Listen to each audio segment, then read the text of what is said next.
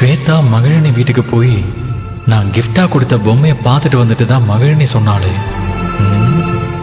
கண்டிப்பா அந்த கிஃப்டை பார்த்ததும் நானும் மகிழினியை லவ் பண்ற விஷயம் ஸ்வேதாவுக்கு தெரிஞ்சிருக்குமே. அப்படி தெரிஞ்சிருந்தா இந்நேரம் வீட்டில் பெரிய பூகம்பமே வெடிச்சிருக்குமே.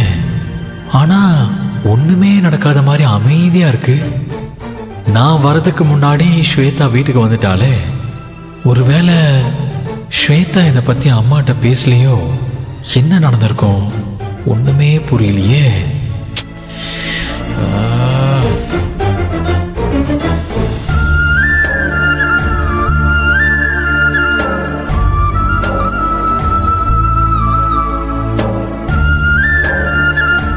அண்ணி. சொல்லுங்க தம்பி. ஒண்ணு இல்ல அண்ணி, அம்மா எப்படி இருக்காங்க?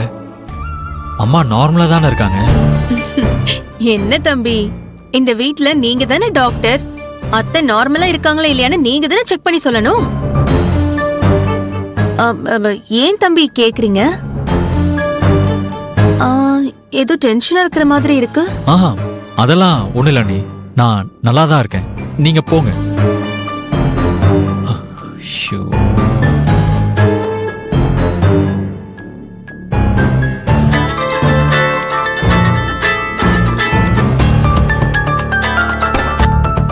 சொல்லு மகள்.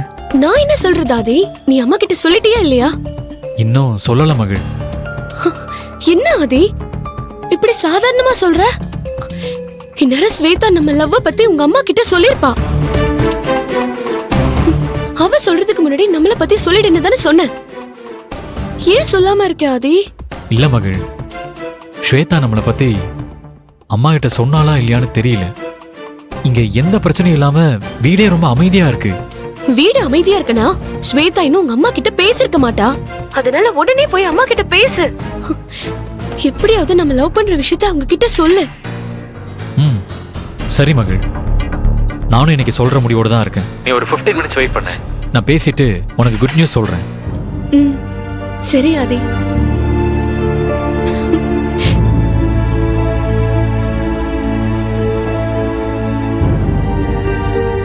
இன்னைக்கு ஆதி பேசுறத பார்த்தா கண்டிப்பா உங்க அம்மா கிட்ட சொல்லிடுவான்னு தான் நினைக்கிறேன்.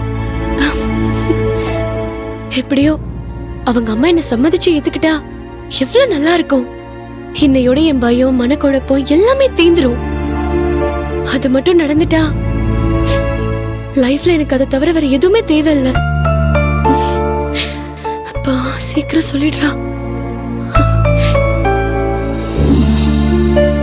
சீதா பசிக்குது, டிஃபன் எடுத்துட்டு வா.